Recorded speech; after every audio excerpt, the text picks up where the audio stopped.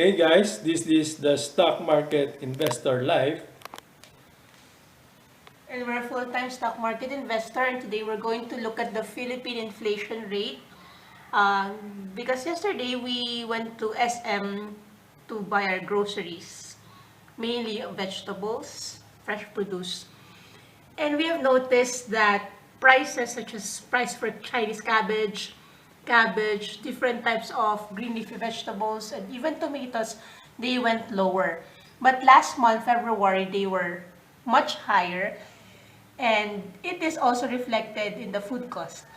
Now, the annual inflation rate in the Philippines rose to 4.7% in February 2021 from 4.2% a month earlier, matching market consensus. This was the highest reading since December 2018. And that inflation in the Philippines is the average is 4%.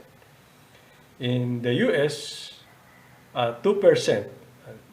Take note, a 2% inflation rate is frightening. Yeah, it's already a crisis even for EU.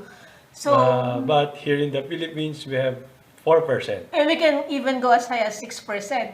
So this is above both the central bank's target of 2 to 4% amid the impact of weather-related supply disruptions.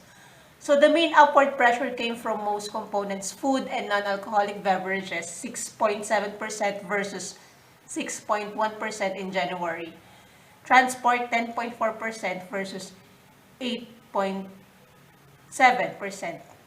So our concern is not in the transport since we don't go anywhere all the time, but the food is more just the one that is we are encountering. But so far, we can, as a stock market investor, we're doing well because our dividend yield from SPC Power Corporation gives us at a average of 10 to 12%. In fact, 14% because we bought it at a price, the market price then was 6 pesos and 52 cents. So at the present dividend of 0.8 peso per share, our dividend yield is around from 10% to 14%. So the transport sector in the Philippines as of February has opened up. You can see more mobility in the people and a higher rise in COVID cases. However, still the prices for February went up even if there are more people traveling. This is a more concern for those who are in the employment sector, for those people who are employed who rely on salary to live their living like a salary, a payday living. So they have fixed salary. So those who have fixed salary will need to adjust or need to budget their fixed income in order for them to get by. Yeah. So when my husband and I were talking a while ago that since we were a stock market investor full-time, we don't go out and we stay at home even if this is a working hour. We don't travel. We don't have any pressure to go out to go to workplaces because we're just around the house. We can execute our transactions in the stock market even in wherever we are. And our income is not fixed when you are a full-time stock market investor because you earn from the dividend, cash dividends given by the company, as well as in the capital appreciation of those companies you own. So you earn aside from the cash dividends, and you also earn from the appreciation of the capital of the stocks of the company that you earn. So in short, when we earn from the cash dividends, we reinvest it, and as we reinvest in the stocks that we own, the the money that we have grow in two ways. Our cash dividend yield grew, and our capital appreciation also grow. So that means in reality, our money have grown 40% in cash capital appreciation and 10% to 14% in cash dividend yields. Okay. So reading further, we have the housing shows a rise from 0.9 versus 0.5%. The other services here, we're not consuming too much of them. So let's look at the chart. This is how it looks like. That is the inflation rate, 4.2 to 4.7.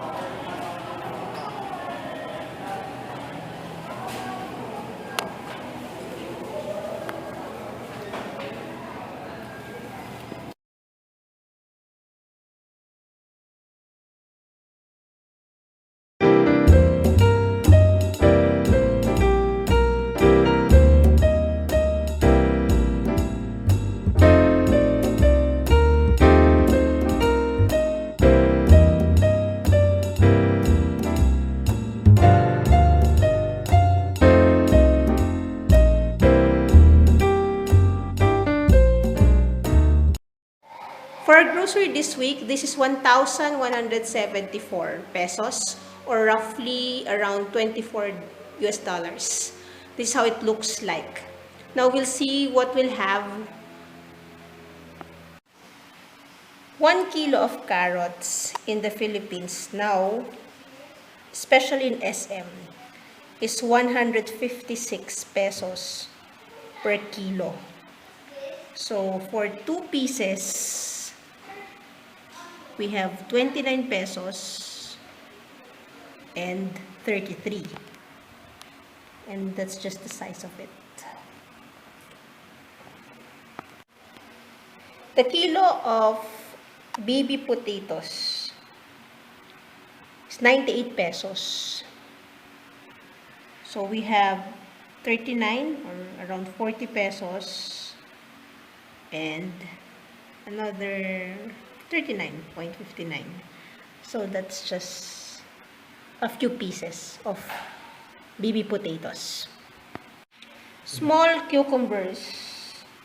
So per kilo it's 69 pesos.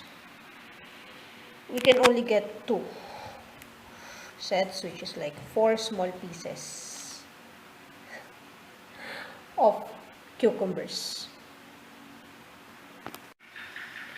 Garlic per kilo is 120 and onions per kilo is 95. Now we also have some crushed chili around 28 pesos. Now we have sayote sprouts.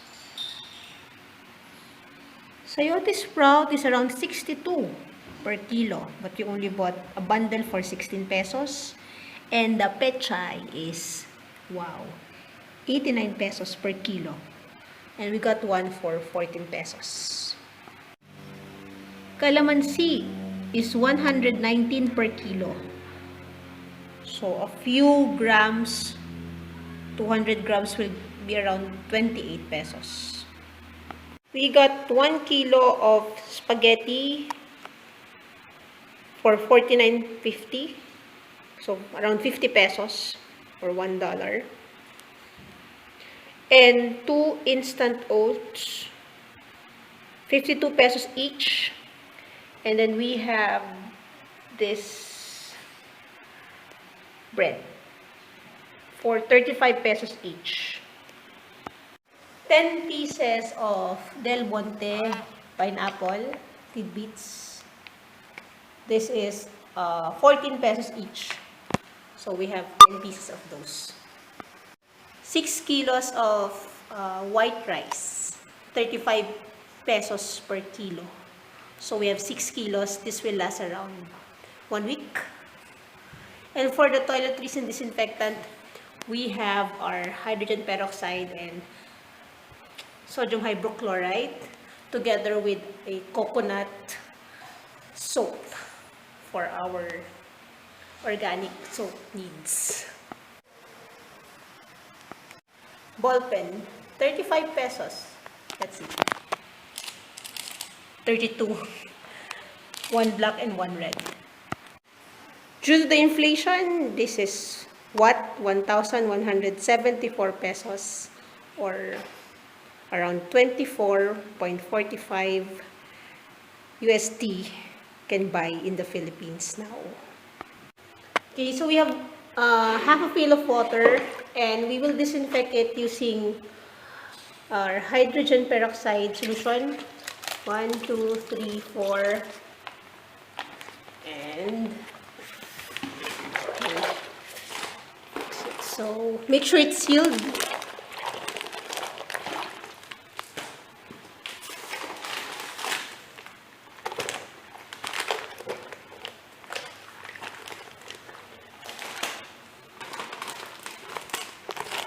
Our oats.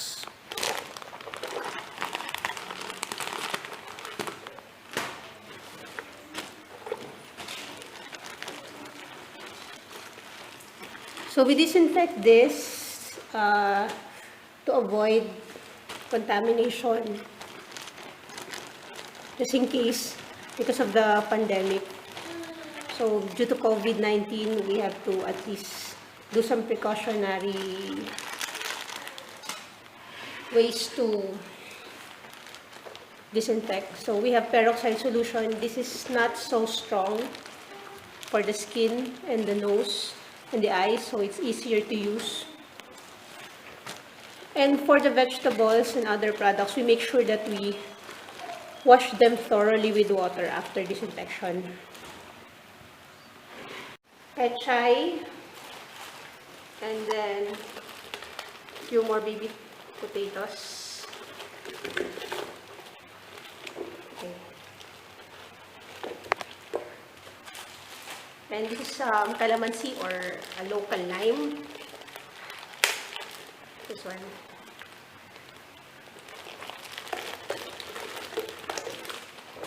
We wash it thoroughly with water, okay? Don't forget that. So it doesn't get contaminated. Although we're using hydrogen peroxide solution together with some soap. So we just dump our pineapple tidbits, and then just remove it. We'll dry it later. For our vegetables, we do the same. But this one we have to wash it with water thoroughly later. Even though it's sealed, we have to remove it first, or we dump it there. That way we can be sure that